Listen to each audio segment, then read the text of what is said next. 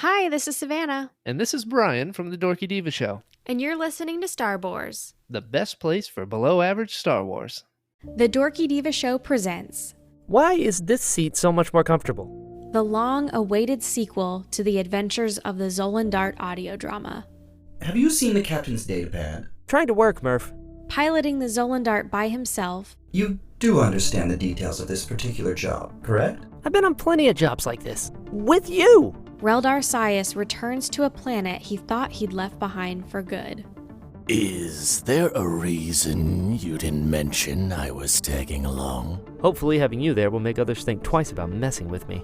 Making new friends Oh, you must be the pilot of the Zolan Dart, yes? I guess I am. and reconnecting with old ones, Reldar? Vera? What are you doing here?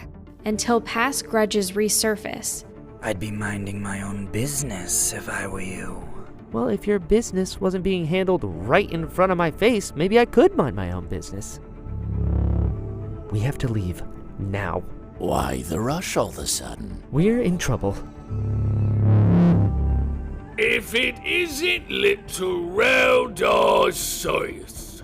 Hey, Yorick. Long time no see. Roz already knows you're here. Oh, Look who decided to come home. Reldar must confront his origin, I must admit, I never saw this as being a part of your past, Softshell. or let it define his future. I will get what is owed to me, no matter the cost. because what Roz is trying to do is wrong. Says you. My blasters, we're going to need these. Take that, Sleemo. Who do you think you are? The Adventures of the Zolan Dart, Episode 2, coming soon.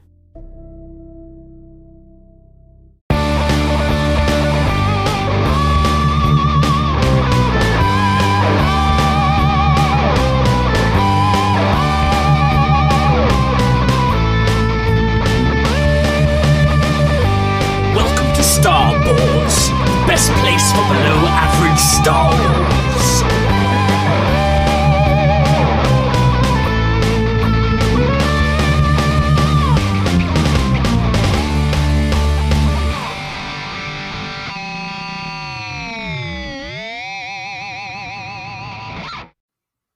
Hello there, and welcome to the Star Wars Show, the best place for below average Star Wars. We are back with a brand new episode breaking down all the latest coming and goings in a galaxy far, far away. I am the Geordie Jedi Pete. And I'm Canon Junkie XL Iain. And I'm Kat Riesialka. And as I said, we're back to break down all the latest comes and goings in the Star Wars galaxy. Before we get going though, obviously I haven't spoken to you guys in a while, so we'll go to you first, Iain. Iain, how are you doing? And have you bought any lovely Star Wars purchases lately?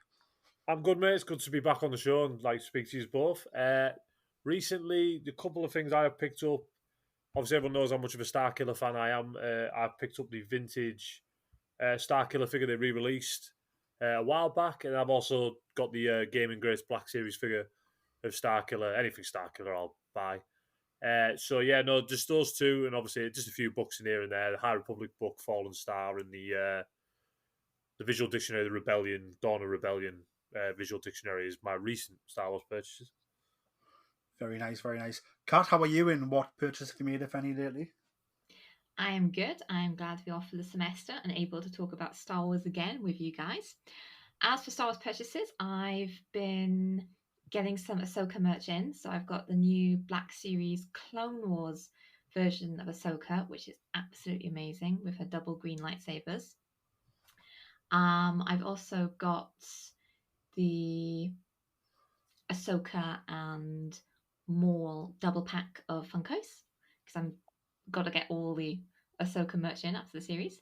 And I've got the High Republic Edge of Balance Precedence graphic novel, which is basically the finale of the High Republic Phase 2, which then leads into Phase 3. Very nice, very nice. Have you, do you let Ahsoka breathe, or do you keep her in our Black Series box, Kat? I am a bit of a heathen. I took Ahsoka out of the box. Yay! Let them She breathe. is out of the box, on the shelf, posed, ready for battle. Do you use like certain stands for them, or are you just an expert poser and you don't need a stand or anything to secure them? For most of the Black Series figures, I just pose them normally. Sometimes I use a little bit of blue tack under one foot to keep them balanced.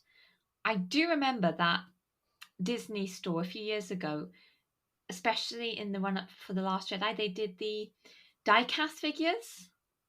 Yeah. And they had to be on stands because they were so heavy, they just kept toppling. I remember my Kylo Ren one toppled like 5 times, and I had to put blue tack on his stand just to make him stand up. Yeah, I've got those and I haven't opened them, but yeah, they're If pretty you heavy do, on the box. that's what you're Yeah. going to struggle with. No, spot on. Well, let's dive in. We've got a few things to talk about today. First up, Kathleen Kennedy has been talking about Rey's new Jedi Order film, which is taking place 15 years after the events of the sequel trilogy, 15 years after the events of The Rise of Skywalker. The movie's rumoured to be starting to be shot at Pinewood Studios in April 2024. So if that is true, it's very close to being shot. And sort of what she has said is that the movie will be post-war, post-First Order, the Jedi being in a bit of disarray, a lot of discussion around who the Jedi are and what they're doing, what's the state of the galaxy, where's the Jedi's place in that. Rey's obviously attempting to rebuild the Jedi Order based on the books, based on what was promised Luke. And that's the story they're going to be telling. She says they don't want to spend too much time probably in flashbacks or Force Ghosts and things like that. But they'll certainly be diving into sort of the spirit of the past and sort of where that means we're going in the future. And she also spoke about sort of movies being standalone now, a lot of storytelling, and then you can sort of see where it goes after you begin it. As you can see that in our television series, start with The Mandalorian and how that sort of started small, then grown into these other series, Book of Boba Fett, Ahsoka, and then, going into whatever Dave Filoni's going to do with his movie, which is going to tie in all the Manoverse together, which could be Heir to the Empire related.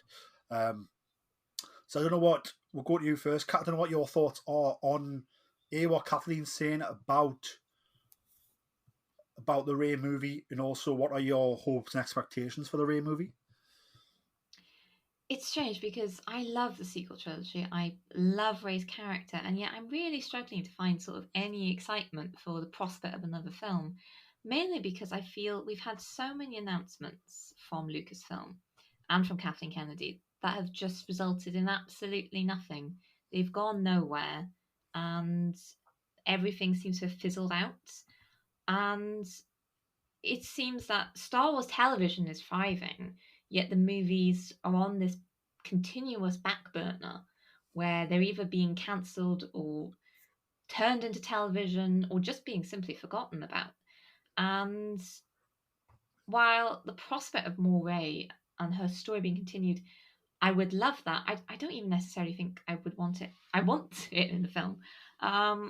So it's difficult because we've had announcements like this before, and you just feel, is it going to happen this time? Is it going to be true? I think the script isn't even finalized yet, so I'm not convinced they'll be filming in April. And you know my opinion on it. If Rey is having her movie, either bring Ben back or don't make the movie. Yeah, I think two things. Like if that movie starts shooting in April, right, which we'll find out, I suppose, in April, because if they're shooting, we'll know about it, right?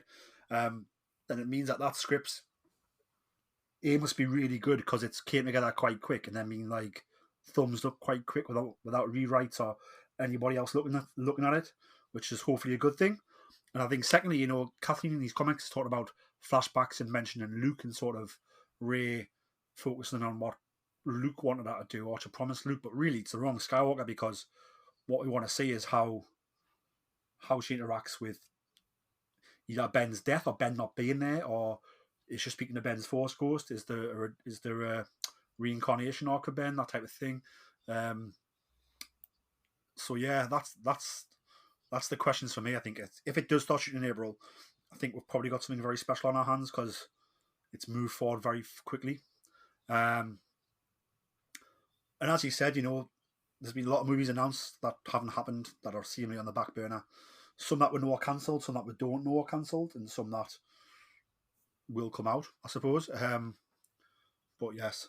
Iain, I don't know what your thoughts were on Kathleen's comments, and obviously sort of what your hopes are for the Rey New Jedi Order series. I'm a bit in the same camp as Kat, really. Sometimes it's hard to get excited for these announcements when you've seen so many go by the wayside before. But like I said, Daisy came out on stage at Star Wars Celebration London, which was amazing to see her back. So I would think it's pretty much going to happen. I wouldn't see them bring her back for Star Wars Celebration and it just peters away and doesn't happen. So I am excited for it. Like I said, I'm just a bit apprehensive with obviously the history of the movies being announced and kind of being monkeyed with or forgotten about. I really want it to be. I really want to see what they're going to do in the movie. I don't know where they're going to go, which does have a bit of intrigue for me because there's no obvious villain. They're going to have to come up with a new villain and all this type of stuff. And I am intrigued when they say the Jedi's in disarray and this is 15 years after the rise of Skywalker and what that entails. So no, I am excited for it. Yeah, I think for me that quote, the Jedi in disarray, it's like, they've said the wrong word. They're like disarray. For me, the Jedi have to be like rebuilt to then be in disarray. It's like the Jedi are probably still finding their feet 15 years after the rise of Skywalker. Do you know what I mean? Because you've got to think,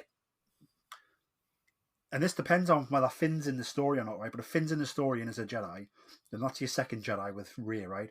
But then every other Jedi you're going to have to create and introduce in this series. Well, we know there could be a few. I mean, there could be Ezra and Jason. Ooh, I suppose you could be right there. It'll be Grogu. Ooh. They definitely love that just for the merchandising opportunities. But no, yeah, like I said, it is out of all the movies announced Celebration.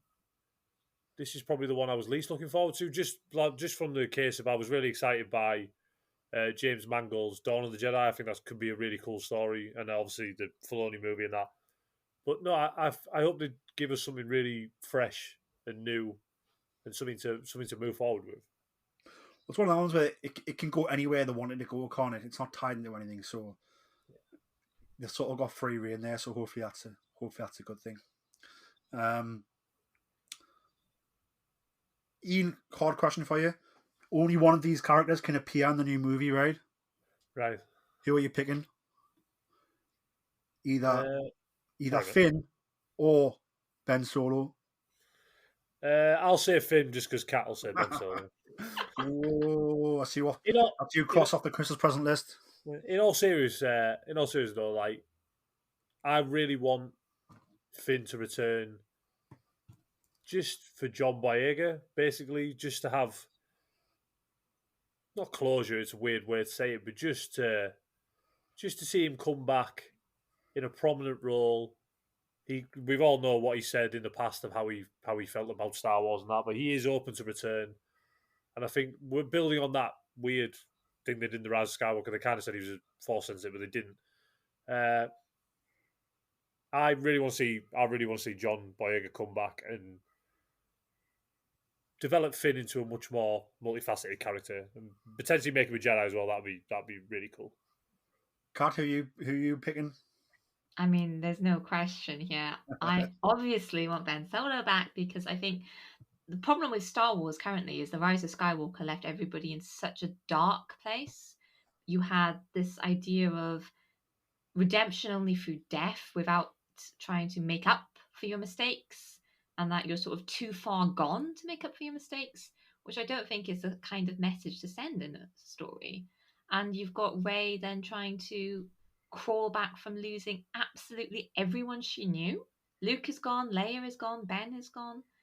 And I think that is going to leave the character in quite a dark place. It's left fans in a very dark place. I think this is perhaps why we're struggling to find this excitement in these new movies at the prospect of post-9 storytelling. It's because it was left in such a dark place. Yes, the First Order was defeated, but the cost of that defeat wasn't what we were expecting. Yeah. So, yes, if we're going to have a Rey movie, we need Ben back, because a dyad is two halves. It is indeed. It is indeed. Moving on from that, Hayden Christensen's getting himself around a lot, especially now the strike is over. So he's been speaking to quite a few different places, but he did speak to Digger Bar Dispatch, the podcast. And he didn't really say much, but he was asked about returning to Star Wars, and he said he would love to get to do more, love to get to continue Star Wars, continue Anakin. He said he doesn't know what the future holds, but if the opportunity presents itself, he'll be there with a big smile on his face. And if it doesn't, he's really grateful for getting to come back and do the work that he did on both Obi-Wan and Ahsoka. For me, I think it's great to see Hayden in such a happy place where he's back to work acting, which is fantastic. And it's great to see just how powerful he's been as Anakin. I thought his performances as Anakin in both Kenobi and Ahsoka, and his portrayal of both Vader and Anakin, were like top level stuff. Like, it couldn't get better than that, which is a tip me hat to him. So I'm so glad he's got to come back and actually do such powerful work, show everybody what he can do, and I'm so glad he's having fun doing it, and that he's proud and pleased to be back in part of Star Wars. For me, I say, if Ahsoka gets a series 2, his Force Ghosts on that planet is a Peridia, with Ahsoka and Sabine watching over whatever Bail Scar's going to do. So I think his Force Ghost could come into that series. But let's go for you first, Iain. Sort of, what's your thoughts on how happy Hayden is, and obviously, where do you want to see Hayden pop up next in Star Wars?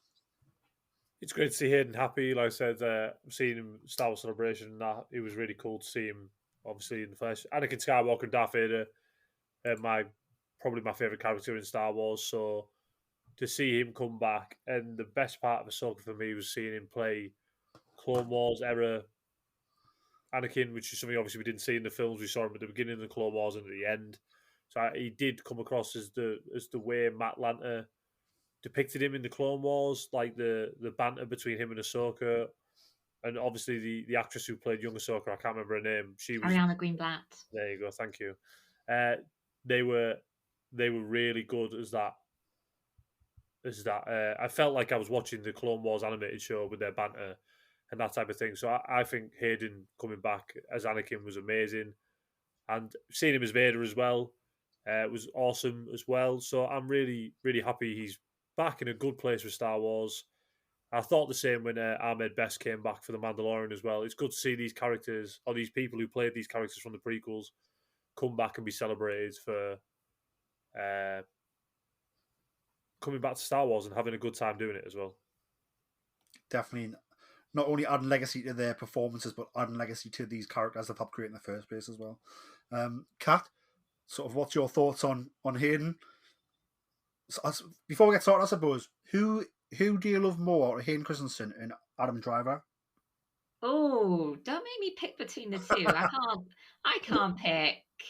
I've asked you a question. You have to. That's the rules. You do have to be fair.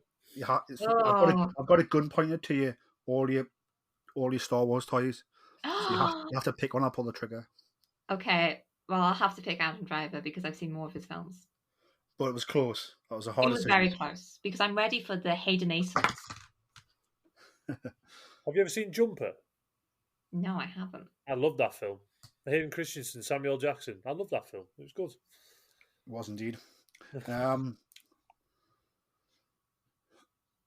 So Adam wins that round, and my second question is, if you had to choose between only one of them coming back to Star Wars again in the future, would you rather have Anakin Skywalker back in a production as a Force Ghost or whatever, or Ben Solo? These are incredibly cruel questions, and it's nearly Christmas. It's the Grinch just took over the podcast. You Christmas are really Grinchy today. Christmas Grinch. Well, I'm going to say Ben Solo because I have to stick to the theme here. I think you do. Sorry about that. I'm on the naughty list now, I know that. You are. Apologies. No more Christmas cards for you.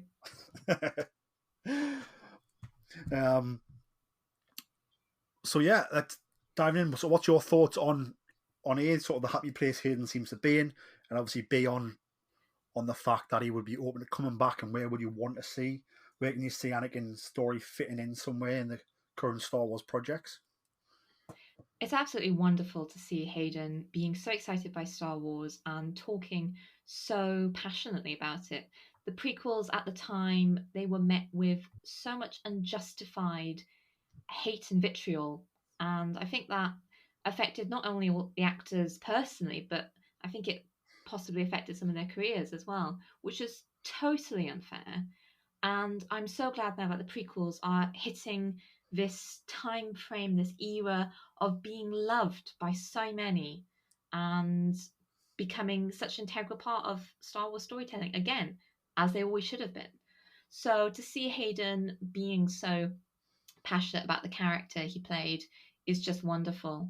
And getting to see him in Ahsoka, in Kenobi, has been such a treat for prequels fans because he is the chosen one and he is integral to the whole Skywalker saga. So we've been really lucky that he's been so willing to come back, considering the way fans treated the prequels in the early 2000s. And I definitely want to see him in more Star Wars. I think he could either do it as flashbacks or Force Ghost, or if he wants to do some voiceover work, get him to voice Anakin. Because he was delivering lines that Matt Lanter has delivered as well. Matt Lanter's fantastic voice of Anakin, and I would be happy if either of them voiced the character. So I think there's plenty of room for Hayden to continue being in the Star Wars universe, the Star Wars family, and hopefully being in more movies outside of Star Wars as well, because he is a really good actor. Yeah, he has recently just sort of restarted with the agency in Hollywood, so yeah, he seems to be back and ready to rock and roll, which is fantastic for him. And like I said, it is great to see him so happy in life. Next up, someone else also talked about return to roles. This one not so black and white. Joel Edgerton he had a recent interview with Slash Film. Obviously, Joel Edgerton, who played Owen Lars in Attack of the Clones and Revenge of the Sith, and also in the Kenobi series, and sort of they mentioned it to him about possibly returning in something, probably Kenobi series. He just said he hadn't heard. Either it's happening and they don't want me, or I don't know. I haven't know. The short answer is no, is what he said. What he said is that he's not pretending he doesn't know. What he said is that either it's happening and he doesn't know about it, or it's happening and they haven't approached him yet. So we'll see. And he made a little joke at the end saying, but if it does happen and he's in it, he'll probably be wearing brown or some shade of brown. That's all I know. That's what he said. So the reason why I picked this to talk about was, number one, we've had some big performances, and I thought, Joel Edgerton, A, is a great actor, and B, was absolutely fantastic in Kenobi. I thought, Owen wasn't constant throughout every episode, but I feel the scenes he was in, he really did bring that gravitas to the moment. So I'm thinking, Kenobi Series 2, if they do a Series 2, does it take place with him interacting much on Tatooine, or is it more him on an adventure? Do you tie in Luke and Leia in Season 2? Because you've already done that in Season 1. And then is this more about the wider galaxy and small-time adventures? But we'll go to you first, Kat. Sort of, what's your thoughts on having Joel Edgerton back as Owen Lars? And then also, where do you see the possibility of a Kenobi Series 2 taking place? I would happily see more of Joel as Uncle Owen, because he really captures the character so well. And I'm still not over him just roasting Obi-Wan. That scene lives rent-free in my head. So can we perhaps just have like a series of shorts of him roasting Obi-Wan every weekend? I'm not sure if we're going to get a Kenobi Season 2. You have to ask the question, how many times can you go back to Tatooine before it starts to become oversaturated in the storytelling? Do we need to know how Luke grew up do we need to know how Leia grew up? I'm not convinced. Part of the mythos of storytelling is Star Wars storytelling is we don't know everything about the characters. We don't know that much about Han's background. We know that Leia was raised as a princess, and we know that Luke was raised on a farmstead. And being able to sort of perhaps fill in those gaps yourself is possibly better because you can relate to the characters more. You can think that, well, maybe Luke is like me, grew up in the middle of nowhere in provincial life, or Han is like me, he's a city slicker, he's used to dealing with heavy traffic and road rage. And I do think that perhaps you can explain too much about a character when it doesn't need explanation, and that would be something that I wouldn't want happening. So if they were to do a Kenobi season 2, they would have to be very careful that they don't reveal and give away too much about these characters, because I think having those blank spaces is really important. Yeah, I think for me, if they were to do a Kenobi season 2, you'd have to get off Tatooine, away from the storyline of the kids. I think it have to be like an adventure somewhere that Obi-Wan's a part of, as opposed to wider storytelling. So you could start it on Tatooine, where he's in his house and he gets the message or whatever, or you end it when he gets back to Tatooine after his adventure, maybe. But you probably don't want him interacting much with the people on Tatooine. And does Joe Edgerton come back for like a 2-minute scene with Obi-Wan Kenobi? Probably not. But yeah, I think it's a fantastic performance. It would be great to have him back in one way or another. But I think the story probably doesn't lend itself that way. Iain, what's your thoughts on Joel Edgerton and on a potential season 2 of Obi-Wan Kenobi? For me, like I said, really enjoyed Joel Edgerton's performance in Kenobi. Thought he was really, really good. For me, I'm not itching to see a Obi-Wan Kenobi season 2, to be fair. I think the more you pull him off Tatooine, the more it becomes, well, this main focus was looking after Luke Skywalker, and then if every 5 years he's pulled off Tatooine to do something, then I just think it lessens that impact. I said, yeah. So I'm not overly that interested. Like I said, if they make it, I'll obviously watch it and all that type of stuff. But I'm not overly that interested in the season 2. I think I would like to see Ewan McGregor play Obi-Wan Kenobi again in other projects if that was the case. But season 2, I like what they did in season 1, but I don't think there's much need for a season 2. Spot on. Moving on from that, and sort of our last movie talk of the episode. Obviously, Adam Driver's doing some promotion for his new movie, Ferrari, I think it is, which looks fantastic. And he's been talking quite a bit about Star Wars, in particular, sort of the original outline, the plan he got from JJ and Lucasfilm about the redemption arc not being there, and about how sort of the opposite to Vader's rise. We know Vader, we meet Vader in New Hope and he's powerful, and sort of, we see him get weaker and turn more to the light as the movies go on, till he's redeemed at the end of Return of the Jedi, sorry. And Adam's talking about how maybe it was meant to be the other way around, where we see him vulnerable in the first movie, then he gets darker and darker as it goes. Kat, I know obviously you follow Adam Driver a little bit, we will say. We've already established that. Just fill us in on, you can probably do a lot better job explaining that than I did, and then just tell us your thoughts on that.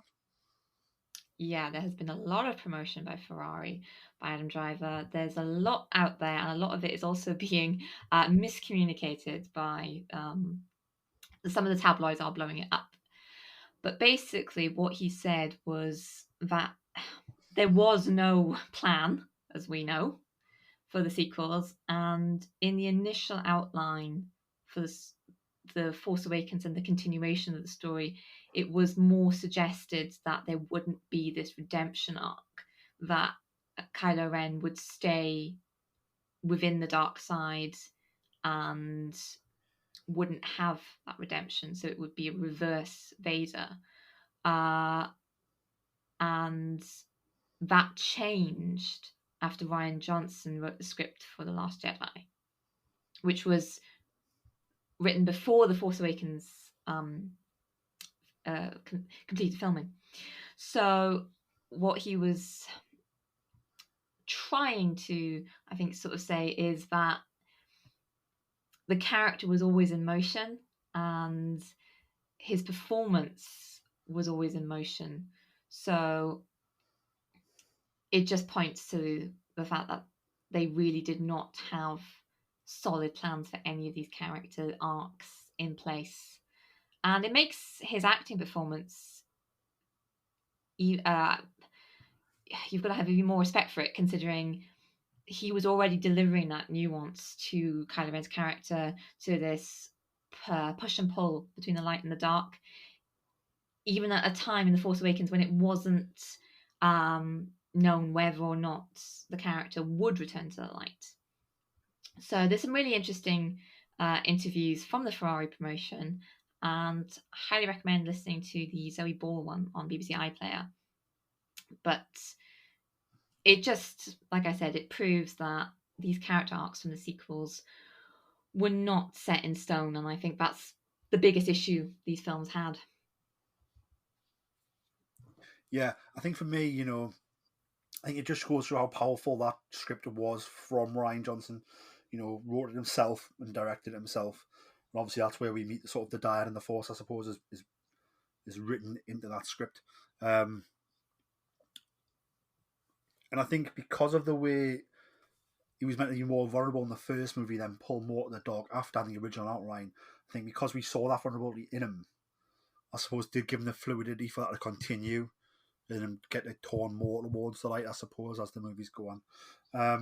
Don't know what your thoughts are on sort of the comments, Iain, and on Adam Driver as a whole, performance-wise. The comments I said, I haven't seen a lot of it. I have seen that he said that the original plan was, obviously, like you said, was for the reverse Vader, if you will.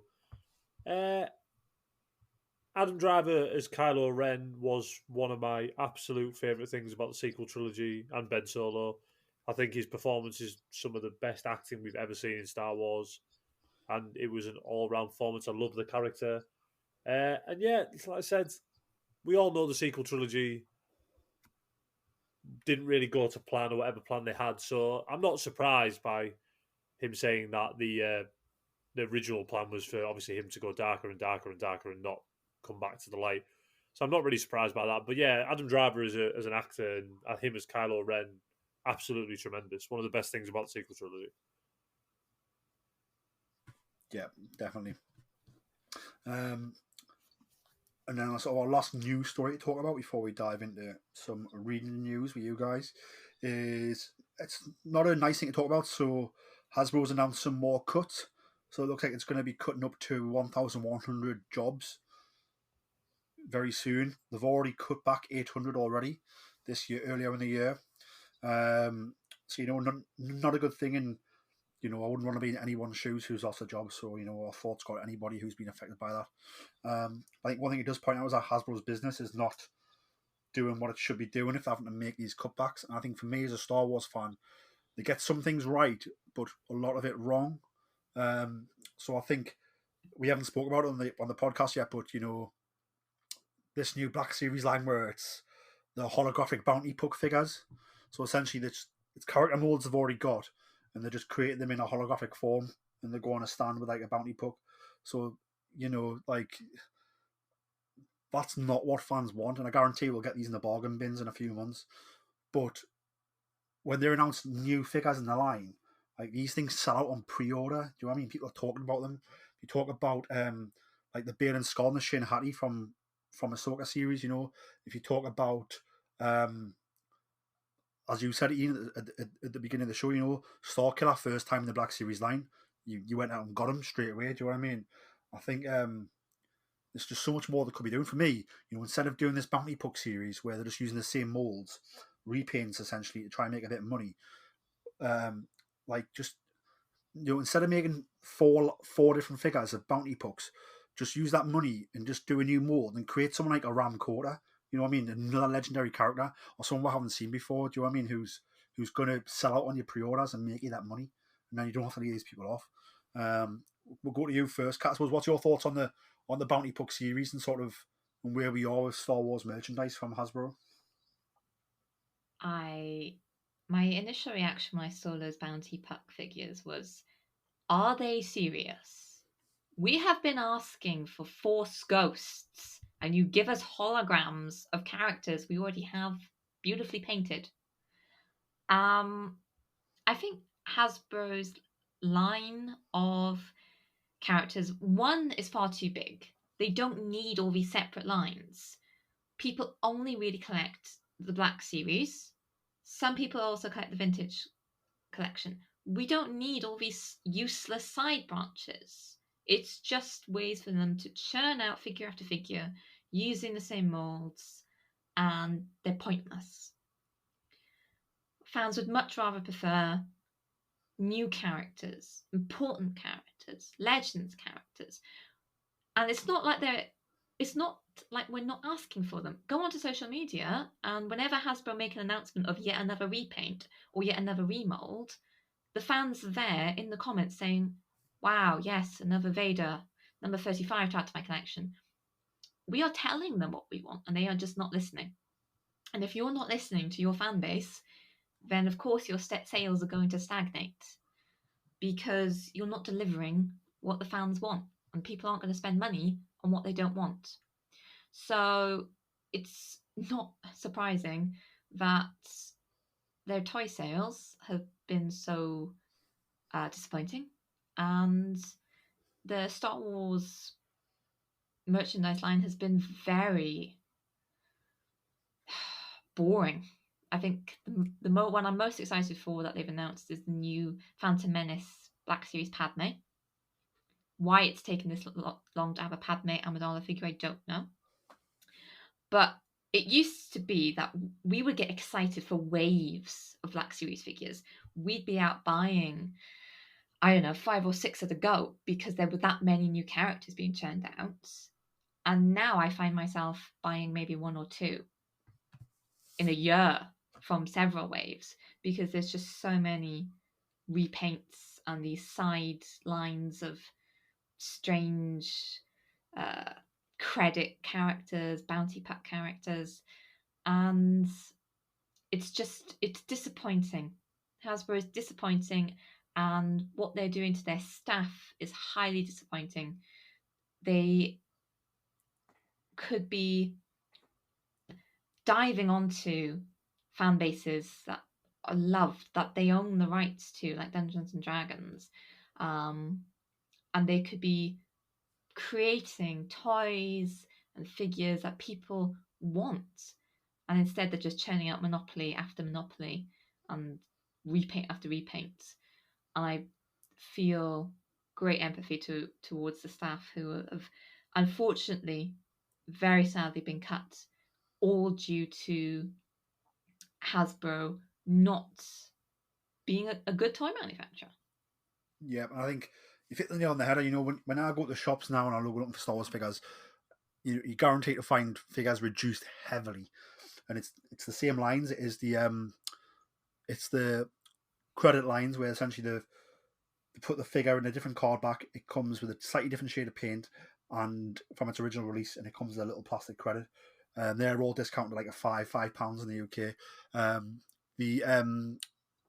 don't know what they call it. Is it the Essentials collection, where it's sort of the re-release Black Series on a flat card back? So it's like a re-release of the exact same figure. And again, they're discounted like £5 because no one wants them, because everyone got them originally when they first came out. Then, like I said, these new Bounty Book ones are going to be the exact same. I'm going to be finding them in a few months' time, discounted in all discount shops. Because nobody wants them. And again, you know, everybody's buzzing about the Padme figure. Everybody's buzzing about the Anakin figure from Phantom Menace. You know, I mean, Shin Hati sold out, Bane Skull sold out. Do you know what I mean?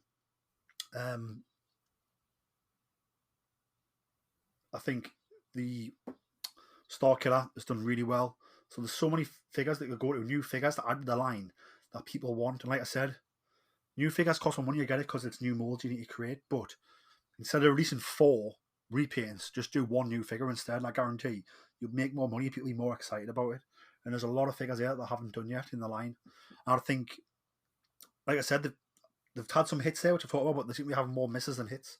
And if you look at the HasLabs, you know, we've had 2 failed Star Wars HasLabs in the Rancor and the Third Sister lightsaber, before we got the awesome HasLab that is the Ghost, but we shouldn't have to go through two failed HasLabs that weren't really good ideas or concepts and had really poor stretch goals to get a really good one. Like, do you know what I mean? You should be able to get that right straight away. Like, you know what the customer wants. Like, they're in your comments all the time. They're on podcasts talking about it. They're in fan forums talking about it. They're blogging about it. They're on websites. They're on YouTube. Like, it's not hard to see what people want. And you can see the sales of the things that we don't want. And that's the things you're continuing to make. So like I said, sadly, people are losing their jobs, but it doesn't surprise us when I see what's on the shelves and I see what gets announced for the future. You know what your thoughts are on sort of on the Hasbro products we've been getting Star Wars wise lately. Like I said, some good ones that we've picked up, but Armored Cat, I'm picking up a lot less than I used to 2-3 years ago now. I'm the same. Yeah, I remember when Rogue One came out and they had them big days where they released the figures. I would get like the whole set. I remember I got Cassian, Jin, Death Troopers, Krennic, and all that in one day because they were new and they were unique characters and that. Yeah, I agree. Like I said, me and you had this conversation with Celebration. Like, you can just tell that they're in a bit of disarray. Like the exclusive figure, which I always thought I was going to buy when I went to a Celebration, was just a repainted Darth Vader. Yeah, it was cool. It was the Revenge of the Jedi artwork for it, but they didn't even have it there on offer. So I'm not. That's why I didn't buy it. If they had it there, I probably would have bought it. But then they didn't have it there, which I thought was bizarre, really. So yeah, no. Like I said, if they make a figure I want, I will go buy it. Like I said, Starkiller. I've wanted a Starkiller forever. And if they released this one I hadn't bought it, I'd have been a bit hypocritical because I've said how much I wanted one for years, and I have bought it. So it's not that I don't want to buy any new Black Series. It's just, like you say, it's just hard to buy stuff at the moment because you're just not that interested in what they're selling. There's so many figures now who haven't never had a figure I can think off the top of my head who I think me personally would think would make money. And like you say, I get it's a business and you have to be economical of what you can do in that, but it's obviously not working because they're having to lay off all this staff. So they're obviously not meeting what they need to meet. So maybe they do need a change of approach. Do I think it'll happen? Not really, because I don't really have much faith in Hasbro to start with. So, yeah, like I said, if there's a figure out there that I want, I will go buy it. Starkiller being case in point. But no, I don't really have too much faith in Hasbro in general, to be honest.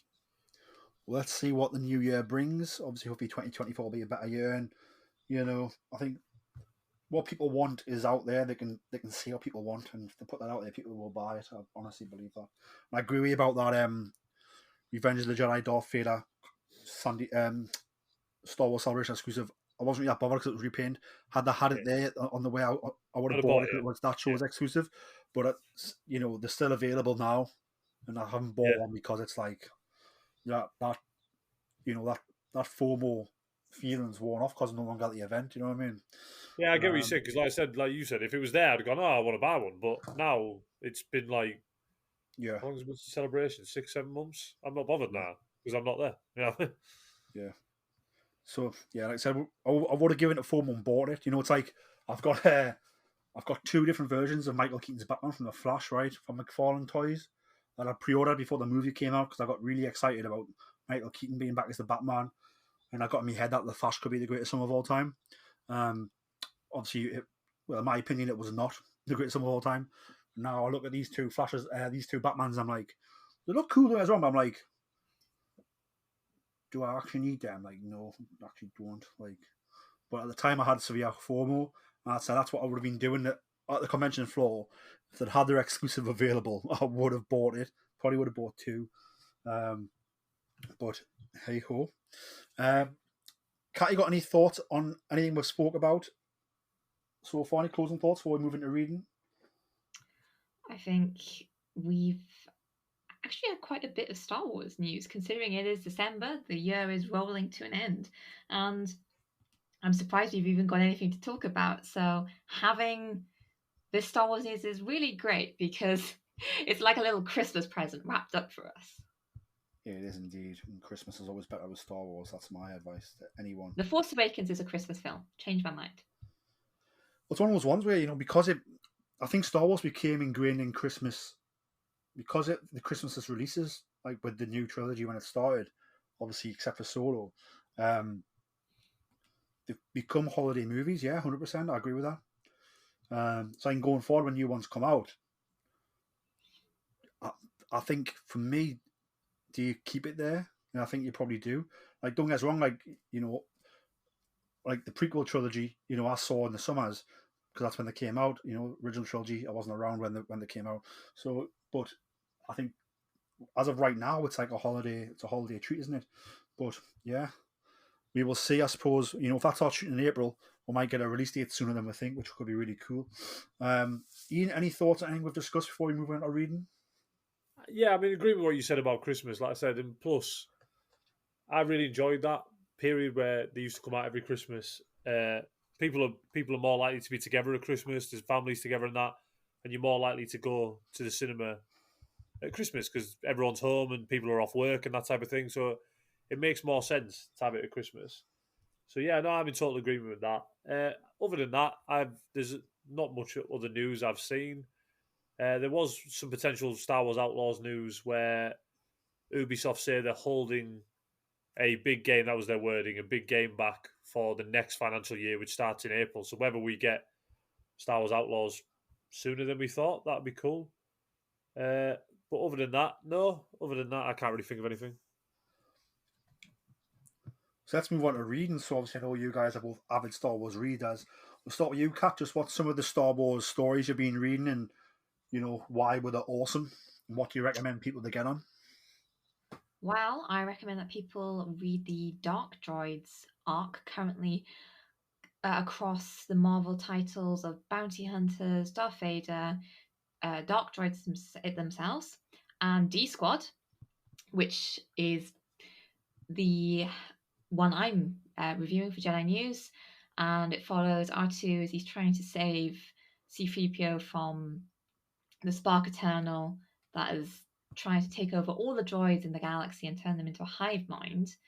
And there's some great cameos from droids across both the Clone Wars, original trilogy, and the comics, including fan favourites 000 and BT, as well as IG-88, Zakas, and many others. And I'm also reading Phase 3 of the High Republic. So that's the High Republic comic series by Cavan Scott with art by Ario Anindito, and Shadows of Starlight, which is by Charles Soule. And already they're gut-wrenching. We're only on the second issue this week of the High Republic.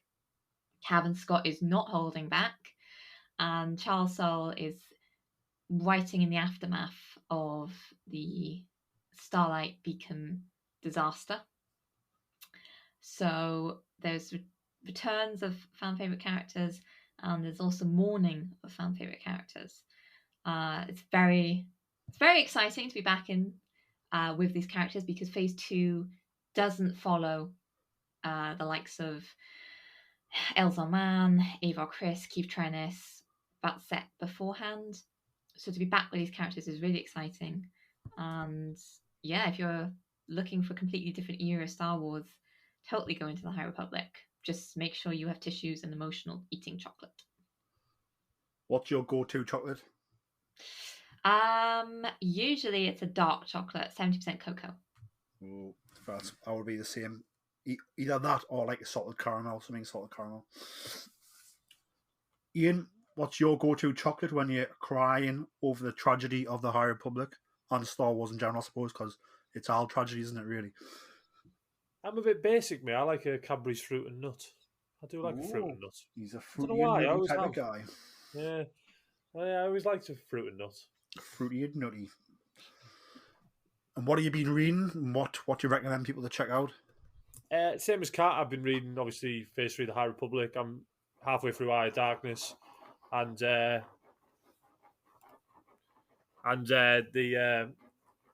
it's been really good so far, like I said. Have you checked out any Legends books? I know you've been picking up the Legends, what they call the Essential Reads collection, I think. I have, yeah. I've just read Darth Maul Shadowhunter, which I really enjoyed. That was a really that was a really good read. It came out years ago, and it's set before the Phantom Menace, where Darth Maul is tracking down a target across Coruscant, and obviously, eventually, he gets his target. Trying to hide from the Jedi at the same time, is he? That type of thing. Yeah, he is. Yeah, he is. Spot on. After that's been re-released in like the new covers, hasn't it, for the Essential Collection? Is that right? It has. Yeah. It's really cool artwork. But no, it's a really good read. Obviously set in the Lucas era of Star Wars and all that type of stuff. But it was really a really fun read. I read it in a couple of days, which is quite quick for me, to be fair. Awesome.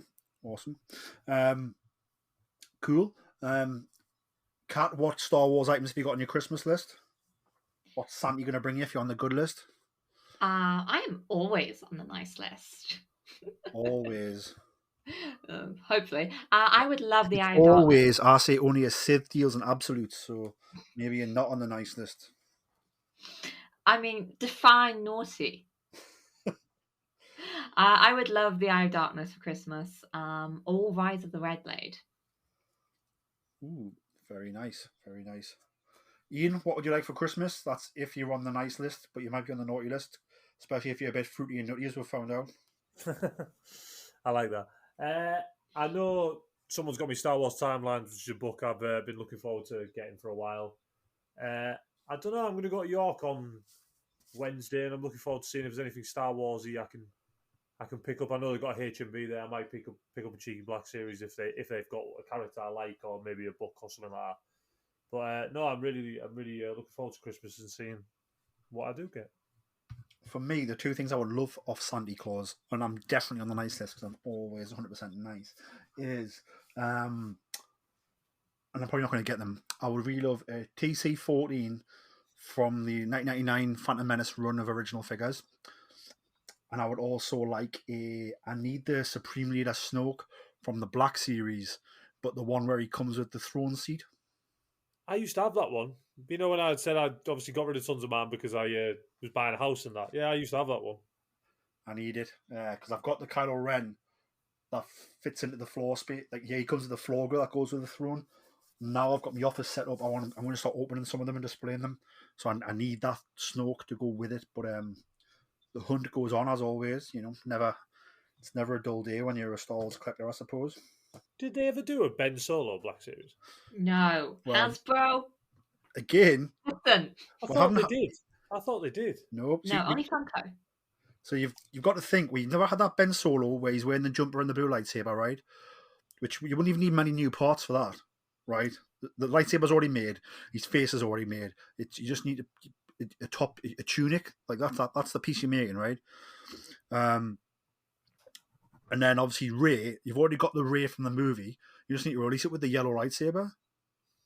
Honestly, if they did a double pack, I am telling you now, the Reylos would flock to them. Definitely. Like, I thought they did. And they've never released a Palpatine from that movie either. So if they did like the Palpatine and then them two in a triple pack, again, people have. It would involve some money on some new parts, but like there'd be new figures in the line essentially. But you can make them for like half the price because you'd be using some similar parts. And again, I'm not saying don't reuse some parts, but I'm just saying don't give us a direct repaint. But this would be like a couple of new parts, yeah, and then you're there and you've got the product people want. Like, yeah, crazy man, crazy. Kat, where can the people find you on social media? You can find me at Kat Kylo, both with K's, on Twitter, where I'm always happy to talk about anything Star Wars, Lego, or Kylo Ren. And just before we go, speaking of Lego, any Lego you excited for coming out Star Wars wise? I am super excited to finally be getting a Lego minifigure of Nubs. I'm absolutely getting that set on day one because it's Nubs Nation. Hashtag Nubs Nation. That's whoop whoop. So what set does Nubs come with? Oh, it's the Jedi. It's his ship. I can't remember what it's called. Is it the ship that the young girl has in the Jedi Adventures? Yeah. It's. Let me take a look quickly. Have you seen all of Jedi Adventures yet? By the way, just while you're looking. Not the full thing. Oh my gosh, how am I not finding this set? It's been announced. Is it true that in the last episode, Marcion Rowe kills Nubs? That is not true. I don't need to have seen the whole thing to know that is not true. I've heard rumours dark rumours that could happen. That is not. Come on, Marcion can't do that to me. I love Marcion too much. If he kills Nubs, where is my love going to go for Marcion? Well, look at what he's done to Lord and Greatstorm. He's been a nasty man. I know, but on every cover they make Marcion so hot. Well, maybe that's what they need to make him not hot, is have Nubs at his feet, sliced in half. Oh, no. Iain, what are you, this whole Nubs talks actually made me lose track of what I was even saying. Iain, where can people find you on social media? There we go. I am on Twitter, or X, whatever it's called now, at the Mandalorian. That's where you can find me. Spot on. Are you a fan of Nubs? I have not seen the new Jedi Adventures type thing. I know he is. I've got no opinion really on Nubs, to be fair. I like the fact he seems to like a lot of food, doesn't he, Kat? Is that true? He is a massive foodie. How is such a little character to eat so much? I'm not sure.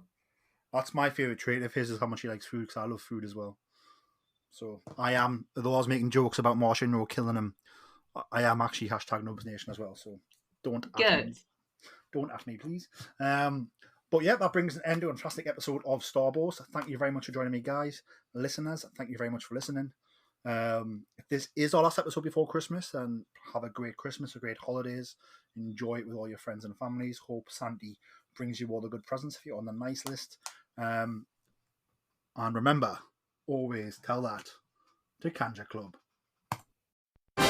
Fearless Fred presents Mud 79, a fan-made Star Wars story, Season 2. The Empire stands on the verge of total defeat, its forces in tatters after a disastrous defeat at the hands of Separatist forces. The Imperial fortress of Camp Vibus has fallen. Spies have infiltrated High Command. Secessionist forces slaughter anyone friendly to the Empire. But the Mudders of Platoon 79 will not yield. They will not break, no matter the odds. For the Empire! But all is not lost. The arrival of a new commander brings hope for success. But with him comes a tighter grip, because failure is not an option. The Emperor doesn't tolerate such gross incompetence, and neither do I. The shattered remnants of Imperial might are rallied against a relentless enemy. Know that the Emperor watches over us, that we are the instrument that brings his peace to the galaxy. Experience the galaxy and join the Imperial forces as Solomon Kwai and the rest of the Mud Troopers march headlong towards a war they might not survive. Get down! Lead the way. Enlist today. Fearless Fred presents Mud 79, a fan-made Star Wars story. Season 2 is available for free on Apple Podcasts, Spotify, Amazon Music, or wherever you get your favorite podcasts.